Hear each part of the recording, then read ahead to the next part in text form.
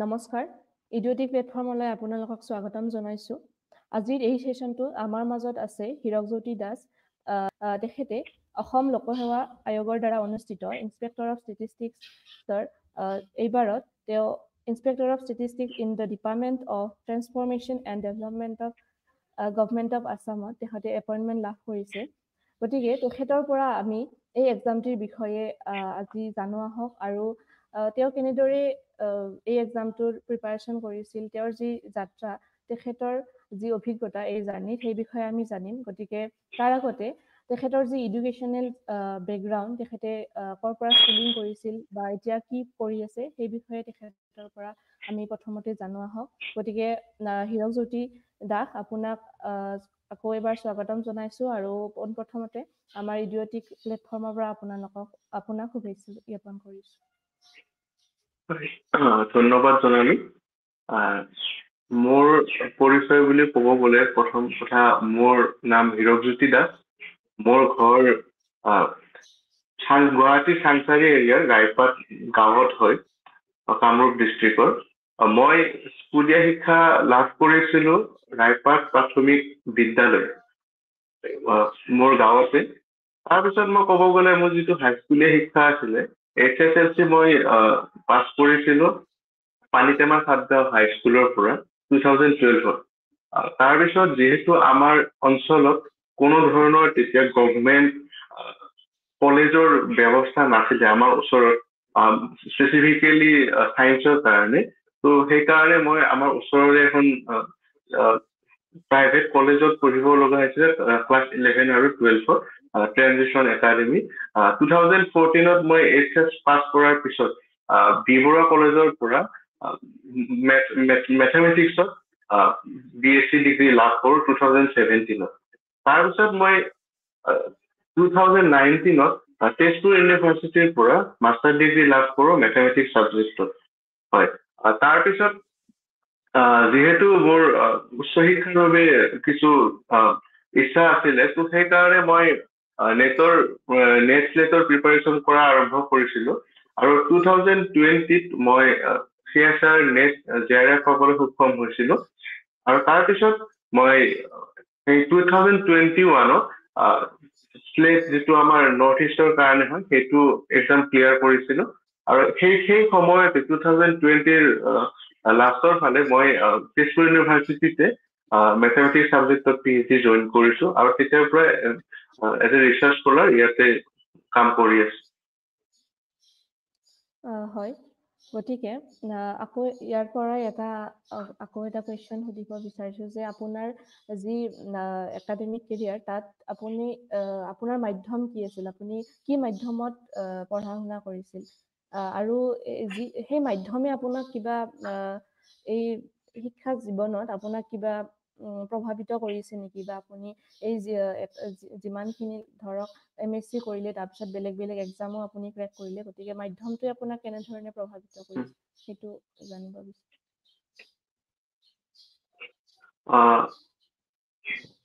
যিহেতু মই গাঁৱৰ ল'ৰা প্ৰথম ক'ব লাগিব মই গাঁৱৰ ল'ৰা তো আমাৰ সময়ত হয়তো ইমান ইংৰাজী মাধ্যমৰ কথা অহাও নাছিলে তেতিয়া মই গাঁৱৰ স্কুলত অসমীয়া মাধ্যমত পঢ়িছিলো আপ টু ক্লাছ 10 টোটেলি মই অসমীয়া মাধ্যমত পঢ়িছিলো আৰু যেহেতু তাৰপিছত মই সায়েন্স বেকগ্ৰাউণ্ডত গ'লো তো ইংলিছ মিডিয়ামত পঢ়িব লগা হ'ল প্ৰথমতে যদিও বা ক্লাছ 11ত অকণমান প্ৰব্লেম হৈছিলে ইংলিছ মিডিয়ামটোক লৈ অলপ প্ৰব্লেম হৈছিলে কিন্তু সেইটো লাহে লাহে নোহোৱা হৈ যায় আৰু সেইটো পিছলে কেতিয়াও মাধ্যমটো মানে মই প্ৰভাৱ পেলোৱা বুলি নাভাবো কিছু প্ৰব্লেম কৰা বুলি মই নাভাবো আৰু সঁচা কথা ক'ব গ'লে আমি নিজৰ মাধ্যমত যিটো মাতৃভাষাত যিমানখিনি আমি নিজক এক্সপ্ৰেছ কৰিব পাৰিম সেইটো হয়তো আমি বেলেগ মাধ্যমত আমি এক্সপ্ৰেছ কৰিব নোৱাৰো যেতিয়া যিকোনো এক্সাম হওক মই এইবাৰ APSC প্ৰিলিমছো ক্লিয়াৰ কৰিছিলো বা তাৰপিছত মই APSC মেইনছটো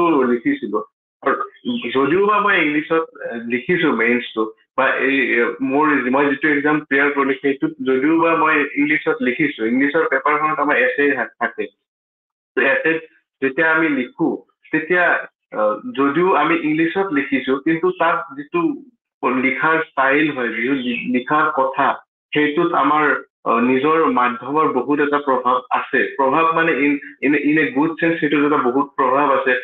তাৰ উপৰি ক'ব লাগিব যে মোৰ যিবিলাক এনচাৰ হয়, কুৱেশ্যন এনচাৰ হয়, সেইবিলাকত এটা মই নিজে ভাবো যে তাত গাঁৱৰ মাটি পানীৰ এটা প্ৰভাৱ আছে বুলি মই ভাবো। মোৰ এনচাৰত সেই নিভাজ সেইটো পোৱা যাব বুলি মই বিশ্বাস কৰো। মতে আপোনাৰ পৰা আমি জানিব বিচাৰিম APSCৰ দ্বাৰা অনুষ্ঠিত যি এই পৰীক্ষাটো ইন্সপেক্টৰ অফ ষ্টেটিষ্টিক্স, গতিকে সেই পৰীক্ষাটোৰ বিষয়ে তাৰ পেটাৰ্ণসমূহ বা আপুনি কেনেকৈ কৰিছিল সেইটো অলপমান জানিব বিচাৰিম। হয়, APSCৰ আণ্ডাৰত বহুত এক্সাম কণ্ডাক্ট কৰা হয়। ইয়াৰ ভিতৰত এইটো এটা হয়, ইন্সপেক্টৰ অফ ষ্টেটিষ্টিক্স। এইটোৰ কাৰণে মানে এইটো এক্সামৰ কিমানটা পোষ্ট থাকিব সেইটো মানে এভৰি ইয়াৰ বেলেগ বেলেগ হয়। যিটো লাষ্ট ইয়াৰ আছিলে সেইটো টোটেল 45টা পোষ্ট আছিলে। এইবাৰ সেইটো যিহেতু ভেকেঞ্চি কম আছিলে, আমি এইবাৰ অনলি 4টা পোষ্ট আছিলে। ত' সেইটোৰ কাৰণে মেইনলি কোৱালিফিকেশ্যন হ'ল আপোনাৰ মাষ্টাৰ ডিগ্ৰী লাগিব, master degree in mathematics or statistics, master degree in economics. এই তিনিটা ছাবজেক্টৰ এৰিয়াৰ মানুহেহে ইয়াত এপ্লাই কৰিব পাৰে। লগতে এইটোৰ কাৰণে আপোনাৰ ছেকেণ্ড ক্লাছ মাষ্টাৰ ডিগ্ৰী হ'লে হৈ যাব। সেইখিনিয়ে আছিলে। লগতে মই প্ৰিপাৰেশ্যন বুলি ক'বলৈ গ'লে এইটোৰ কাৰণে যিহেতু মেইনলি আমাৰ 3খন পেপাৰ থাকে, 300 মাৰ্কছ থাকে টোটেল। এখন ফাৰ্ষ্ট পেপাৰখন হয় আপোনাৰ অবজেক্টিভ পেপাৰ। অবজেক্টিভ পেপাৰত আপোনাৰ মেইনলি জেনেৰেল নলেজ হওক, GS হওক, আপোনাৰ যিহেতু এইটো ৰিলেটেড টু ষ্টেটিষ্টিক্স পাৰ্ট হয় এই পোষ্টটো, ষ্টেটিষ্টিক্স এণ্ড ইকনমিক্স। ত' সেইটোত মেইনলি আপোনাৰ বেচিক ষ্টেটিষ্টিক্স, বেচিক ইকনমিক্স চাই, লগতে বেচিক মেথছটো চোৱা হয়। সেই গোটেইখিনি এৰিয়া কভাৰ কৰিব লাগিব। তাৰপিছত ছেকেণ্ড পেপাৰখন যিখন আছিলে সেইখন ডেছক্ৰিপটিভ আছিলে। সেইখন আপোনাৰ মেইনলি আছিলে আপোনাৰ ইংলিছৰ ওপৰত। ইংলিছ যদিও বা নামটো ইংলিছ দিয়া হৈছে পেপাৰখনৰ, তাত কিন্তু মেইনলি কভাৰ কৰা হয়, এখন এছে কভাৰ কৰা হয়। এছেখন আপোনাৰ যিকোনো টপিক হ'ব পাৰে, যিকোনো কাৰেণ্ট টপিক্সৰ ওপৰত মেইনলি সেইটো দিয়া হয়। এছেখন 4টা অপশ্যন থাকে, 4টা অপশ্যনে এখন এছে লিখিব লাগে, 4টাৰ পৰা এখন। তাৰপিছত এটা পেছেজ থাকে, সেই পেছেজটোৰ পৰা কুৱেশ্যন এনচাৰ কৰিব লাগে। এটা পেছেজ ৰাইটিং থাকে এটা, আৰু এটা ৰিপৰ্ট এটা লিখিব লাগে। মেইনলি এইখিনিয়ে আছিলে পেপাৰ 2ৰ কাৰণে। তাৰপিছত এটা থাৰ্ড পেপাৰ যিখন থাকে সেইখন অপশ্যনেল পেপাৰ হয়। অপশ্যনেল পেপাৰখনত মেইনলি 3টা ছাবজেক্ট থাকে। মেইনলি মানে সেই 3টা ছাবজেক্ট কভাৰ কৰা হয়। এটা হ'ল মেথছ, এটা ইকনমিক্স আৰু এটা ষ্টেটিষ্টিক্স। সেই তাৰ যিকোনো এটা ছাবজেক্ট লৈ কিনে আপুনি এক্সামত এপিয়াৰ হ'ব লাগিব। আৰু এই যিটো অপশ্যনেল আছিলে, সেই অপশ্যনেলৰ কাৰণে আপোনাৰ ডিগ্ৰী লেভেলৰ যিখিনি চিলেবাছ লাগে, আসাম ষ্টেটৰ যিকোনো এখন কলেজৰ যিটো ডিগ্ৰী লেভেলৰ কোৰ্চ হয়, সেইটোৱে চাফিচিয়েণ্ট বুলি মই ভাবোঁ। গতিকে আপুনি ইতিমধ্যে পৰীক্ষাটোৰ যি এলিজিবিলিটি হওক বা কি বিষয় পঢ়িব লাগে সেইটো কৈছে। তথাপিও এবাৰ আপুনি মানে কি বিষয় তাত মেইন কি বিষয় পঢ়িব লাগে সেইখিনি বিষয়ে, বা আপুনি কিদৰে পঢ়িছিল, ক'ৰ পৰা সেই বস্তুখিনি পঢ়িছিল, সেই বিষয়ে অলপমান ক'লে জনাব। হয়, মেইনলি কথাটো হ'ল, তাৰ আগতে মই ক'ব লাগিব যে মোৰ এডুকেশ্যন বেকগ্ৰাউণ্ডটো ক'ব লাগিব। কাৰণ মই বৰ্তমান PhD কৰি আছো তেজপুৰ ইউনিভাৰ্চিটিৰ পৰা মেথামেটিক্স ছাবজেক্টত। ত' মই হয়তো ইমানখিনি টাইম দিবলৈ নোৱাৰিম, মানে ইমানখিনি টাইম দিব পৰা নাই। ত' মোৰ লিমিটেড টাইমৰ ভিতৰত মই যিখিনি পঢ়িছো বা সেইখিনিয়ে ক'ব পাৰিম। মেইনলি এইটো যিখন ফাৰ্ষ্ট পেপাৰ থাকে অপশ্যনেল পেপাৰ, মানে যিখন আপোনাৰ মানে অবজেক্টিভ পেপাৰ থাকে, সেই অবজেক্টিভ পেপাৰখনৰ কাৰণে যিহেতু আপোনাৰ GS পোৰ্চন এটা থাকে বা জেনেৰেল নলেজৰ পোৰ্চন এটা থাকে, সেইটোৰ কাৰণে যিটো আমাৰ APSC চিলেবাছ হয়, সেইটো ৰিলেটেড কৰি মই পঢ়িব ট্ৰাই কৰিছিলো। আৰু মই PhD কৰাৰ লগতে এইটো APSCৰ কাৰণেও অলপ চলপকে যিখিনি টাইম পাওঁ সেইখিনি টাইম তাত পঢ়িবলৈ পঢ়িব চেষ্টা কৰিছিলো। ত' সেইটো কাৰণে APSC যিটো চিলেবাছ হয় সেইটোৱে মই ফ'ল' কৰা বুলি ক'ব লাগিব। মেইনলি যিখিনি আপোনাৰ হিষ্ট্ৰী পাৰ্ট থাকে, হিষ্ট্ৰী পাৰ্টখন মেইনলি আপোনাৰ 3টা পাৰ্ট থাকে হিষ্ট্ৰীত, ancient, medieval and modern history. যিহেতু আমি মানে হিষ্ট্ৰী ছাবজেক্টটো বহুতে বৰ পায়, তো গতিকে যেতিয়া আমি আৰম্ভ কৰো ফাৰ্ষ্টতে হিষ্ট্ৰীত হয়তো বৰ লাগিব পাৰে কিন্তু লাহে লাহে সেইটো আমাৰ ইণ্টাৰেষ্টিং হৈ যাব যদি আমি তাক এটা ষ্টৰী হিচাপে লওঁ তো মই যেতিয়া পঢ়া ষ্টাৰ্ট কৰিছিলো মই তাক ষ্টৰী হিচাপে ল'বলৈ চেষ্টা কৰিছিলো তো ষ্টৰী হিচাপে লৈ আমি পঢ়ি থাকোতে লাহে লাহে ইণ্টাৰেষ্টটো বাঢ়ি যায় আৰু এটা মুমেণ্ট পিছত হিষ্ট্ৰীটো বহুত এটা ইণ্টাৰেষ্টিং চাবজেক্ট হৈ যায় তো তেনেকে মই হিষ্ট্ৰীটো পঢ়িছিলো তাৰপিছত ইণ্ডিয়ান পলিটি পঢ়িবই লাগিব আপুনি যিকোনো চিভিল চাৰ্ভিচ এক্সামত এপিয়াৰ হ'ব গ'লে আপুনি ইণ্ডিয়ান পলিটিটো বহুত ভালকে পঢ়িব লাগিব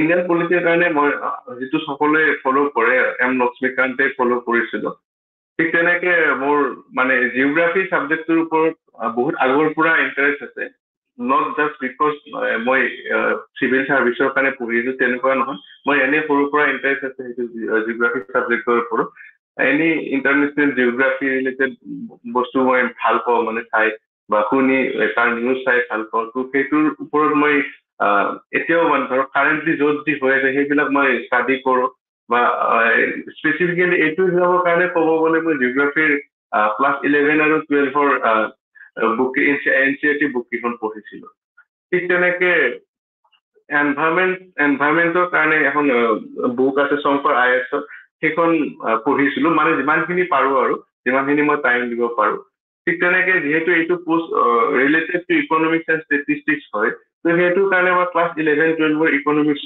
বুকখন পঢ়িছিলো তো তেনেকুৱা আৰু যিখন অপচনেল পেপাৰ থাকে অপচনেল পেপাৰখনৰ কাৰণে ক'ব গ'লে যিহেতু মোৰ মেথছ বেকগ্ৰাউণ্ড হয় আৰু লগতে ইমানখিনিলে যিহেতু পঢ়ি আছো গতিকে মোৰ এটা সেইখিনি যিহেতু ডিগ্ৰী লেভেলৰ নলেজটো লাগে তো সেইখিনি আছে গতিকে সেইখিনিৰ লগত মই ৰিলেট হৈ থাকো যিহেতু তাৰ ৰিলেটেড কুৱেশ্যন কৰি থাকো তো ইমানখিনি প্ৰব্লেম হোৱা নাই যদিও তদুপৰি মই ক'ব খোজো যে এইখিনি ৰিলেটেডকে ক'ব গ'লে আপোনাৰ যিকোনো ইউনিভাৰ্চিটি এখনৰ ডিগ্ৰী লেভেলৰ কৰ্চ এটা পঢ়িলে হৈ যায় ধৰক অসমৰ কাৰণে গুৱাহাটী ইউনিভাৰ্চিটিৰ চিলেবাছটো ডিগ্ৰী লেভেলৰ চিলেবাছটো চালে চাফিচিয়েণ্ট হৈছে সেইখিনি হয় গতিকে আপুনি ইয়াত আপুনি যিহেতু PhDও কৰি আছিল গতিকে PhDৰ লগতে আপুনি ধৰক ইয়াৰ কম্পিটিটিভ এক্সাম এইবিলাকৰো প্ৰিপাৰেশ্যন কৰিছিল গতিকে আপুনি কেনেধৰণে আপোনাৰ মানে সময়টো আপুনি টাইম মেনেজমেণ্ট কেনেকৈ কৰিছিল প্ৰথমতে ক'ব লাগিব এইটোৰ কাৰণে যে ধৈৰ্য লাগিব আৰু কিবা এটা পাবলৈ হয়তো বহুত কষ্ট কৰিব লগা হয় সেইখিনি মই কৰিছিলো আৰু লগতে ক'ব লাগিব যে যিহেতু লিমিটেড টাইম পাওঁ সেই লিমিটেড টাইমখিনি কেনেকে মই নিজৰ কামত ইউজ কৰিব পাৰোঁ সেইটোৰ ওপৰত মই বেছি গুৰুত্ব দিছিলো আৰু হয়তো যোৱা 1.5 বছৰ সময় মই যিহেতু ছ'চিয়েল মিডিয়াত নাছিলো মানে এনি ছ'চিয়েল প্লেটফৰ্মত নাছিলো গতিকে মোৰ তেনেকুৱা কোনো ধৰণৰ ডিষ্ট্ৰেকশ্যন বা তেনেকুৱা ধৰণৰ নাছিলে তো মোৰ বেলেগ কামো নাছিলে তো সেইখিনি টাইম এটলিষ্ট মই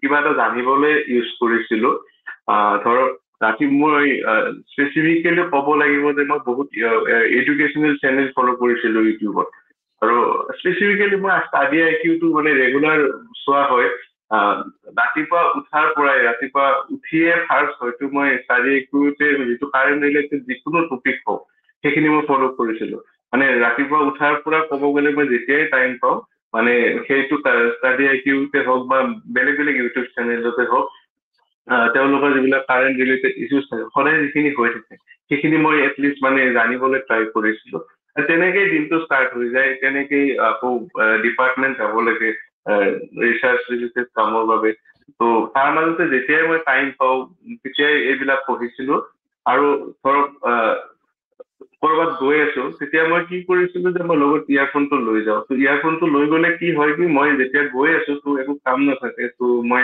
ইয়াৰফোনটো লগাই কিনে সেইখিনি টাইম ইউটিলাইজ কৰিবলৈ চেষ্টা কৰিছিলো যে কিবা এটা নতুন টপিক শিকিব পাৰো নেকি তেনেকে মোৰ জাৰ্ণিটো ষ্টাৰ্ট হৈছিল আৰু তেনেকে এতিয়ালৈ কণ্টিনিউ কৰি আছো সেইখিনি হয় গতিকে যিহেতু এক্সামটোত মেইনছৰ পিছত ইণ্টাৰভিউ হয় গতিকে আপুনি ইণ্টাৰভিউৰ কাৰণে কেনেধৰণে মানে প্ৰিপাৰেশ্যন কৰিছিল ধৰণৰ প্ৰশ্ন আপুনি সন্মুখীন হৈছিল ইণ্টাৰভিউত, সেই বিষয়ে অলপমান জনাব। যিহেতু মোৰ নেট জেআৰএফ আছিলে, তো APSCৰ আণ্ডাৰতে এটা এছিষ্টেণ্ট প্ৰফেচাৰৰ কাৰণে ইণ্টাৰভিউ এটাত চিলেক্ট হৈছিলো, মানে ইণ্টাৰভিউৰ কাৰণে চিলেক্ট হৈছিলো। তো তেতিয়া মোৰ APSC অফিচত তেওঁলোকৰ ইণ্টাৰভিউ দিয়াৰ এক্সপিৰিয়েঞ্চটো আছে। তো মোৰ সেইটো ফাৰ্ষ্ট এক্সপিৰিয়েঞ্চ হৈছিলে, তেতিয়া অকণমান ভয় আছিলে। তো এতিয়া নেক্সট টাইম যেতিয়া গৈছো সেই ভয়টো নাছিলে মোৰ। কিন্তু মেইন প্ৰব্লেমটো আছিলে যে মই আছিলো মেথছ বেকগ্ৰাউণ্ডৰ, কিন্তু তেওঁলোকৰ যিটো মেইনলি কাম হয় সেইটো ষ্টেটিষ্টিক্স এণ্ড ইকনমিক্সত হয়। তো সেইটোৰ কাৰণে মই কিছু পঢ়িব লগা হৈছিলে। ইকনমিক্স ৰিলেটেড ইছ্যুৰ কাৰণে মই যিহেতু কাৰেণ্ট এফেয়াৰ্ছৰ লগত ৰিলেটেড হয়, লগতে ষ্টাডি আইকিউত কিছুমান ইণ্ডিয়ান বাজেট হওক, আসাম বাজেট হওক, সেইবিলাক ৰিলেটেড যিমানখিনি ভিডিঅ' থাকে সেইবিলাক চাবলৈ চেষ্টা কৰিছিলো। আৰু লগতে যিহেতু ষ্টেটিষ্টিকেল ৰিলেটেড কুৱেশ্যন সকলো বেছিকে সোধা হৈছিলে ইকনমিক্স ৰিলেটেড ইণ্টাৰভিউ, তাৰ কাৰণে মই আগতে প্ৰিপেয়াৰ হৈ গৈছিলো। স্পেচিফিকেলি ক্লাছ 11-12ৰ বুক ইকনমিক্স এণ্ড ষ্টেটিষ্টিক্সৰ বুক কিছুমান আছিলে, সেইবিলাক মানে মই পঢ়ি গৈছিলো, যিখিনি পাৰি সেইখিনি পঢ়ি গৈছিলো, সেইখিনিয়ে লাভ হৈছিলে। মেইনলি ইণ্টাৰভিউত মোক এটা কুৱেশ্যন সুধিছিলে যে মানে মই যিহেতু PhD কৰি আছো, যিহেতু নেট জেআৰএফ বা স্লেটৰ কোৱালিফিকেশ্যন আছে, তো এইটোলৈ কিয় আহিব বিচাৰিছো, বা এইটোত আহিলে মই যদি আকৌ গুচি যাওঁ পিছত, যিহেতু মোৰ কোৱালিফিকেশ্যন আছে, তো এছিষ্টেণ্ট প্ৰফেচাৰৰ কাৰণে কোৱালিফিকেশ্যনটো আছে, তো যদি মই আকৌ গুচি যাওঁ তেতিয়াহ'লে তেওঁলোকে কিয় চিলেক্ট কৰিব মোক, সেইটো কুৱেশ্যন সুধিছিলে। তেতিয়া মই কৈছিলো যে এইটো অবভিয়াছলি মানুহে বেটাৰ অপৰচুনিটি বিচাৰিব, কিন্তু মই যিমান দিন ইয়াত কাম কৰিম বা যিমান দিন এইটো ডিপাৰ্টমেণ্টৰ হৈ কাম কৰিম, সিমান দিন নিজক মানে সদায় এজ এ গুড পাৰ্চন হিচাপে মানে সকলো কাম সুকলমে কৰিবলৈ চেষ্টা কৰিম বুলি কৈছিলো। এইখিনিয়ে। ধন্যবাদ। ইডিঅটিক প্লেটফৰ্মৰ পৰা আপোনাক আকৌ এবাৰ শুভেচ্ছা জ্ঞাপন কৰিলোঁ। আমাক এইখিনি সময় দিয়াৰ কাৰণে বহুত বহুত ধন্যবাদ। আৰু লগতে এই ভিডিঅ'টিৰ জৰিয়তে এক্সপিৰিয়েঞ্চসকলেও অলপ হ'লেও কিবা শিকিব পাৰিব বা জানিব পাৰিব বুলি আশা কৰিলোঁ। ধন্যবাদ জনালোঁ। হয়, বহুত বহুত ধন্যবাদ এইখিনি মোক সুবিধাখন দিয়াৰ কাৰণে। লগতে ইয়াৰ দ্বাৰা গাঁৱৰ স্পেচিফিকেলি গাঁৱৰ যিবিলাক পিছপৰা অঞ্চলৰ ল'ৰা ছোৱালী আছে, যিবিলাকে কম্পিটিটিভ এক্সামৰ কাৰণে প্ৰিপেয়াৰ কৰি আছে বা কৰিব বিচাৰে, তেওঁলোকে এটা সাহস পাব বুলি মই বিশ্বাস কৰোঁ। আৰু মই তেওঁলোকক এইটোৱে ক'ব বিচাৰো যে নলেজ জাষ্ট আমি কিতাপৰ পৰা ল'লে নহয়, আমি যিকোনো এটা মানুহৰ পৰা, চুলি কটা নাপিতৰ পৰাই হওক বা ঘৰত কাম কৰা ৰাজমিস্ত্ৰীটোৰ পৰাই হওক, তেওঁলোকৰ পৰাও আমি নলেজ ল'ব পাৰো। তেওঁলোকৰ পৰা তেওঁলোকৰ এৰিয়াৰ বিষয়ে জানিব পাৰো, তেওঁলোকৰ ডেমোগ্ৰাফিক চেঞ্জটোৰ বিষয়ে জানিব পাৰো।